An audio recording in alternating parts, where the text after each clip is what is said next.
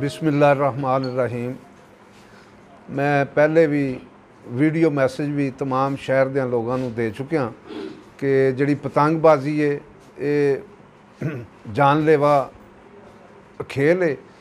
पहले भी सारे रिक्वेस्ट कर चुकिया सा कि ये अपने बच्चों को मना करो, लेकिन असी ये बहुत सख्त ऑपरेशन हुण कर रहे हैं जिहदे विच अज तकरीबन 400 के करीब असी पतंग जिहड़ी पतंग फरोशां दे नाल पतंगां पकड़ियां ने। इंशाअल्लाह शहर च असी जिहड़ी पतंगबाजी है इनू असी जीरो ते लैके आवांगे, बिल्कुल कोई पतंग नहीं उड्डेगी इंशाअल्लाह ताला।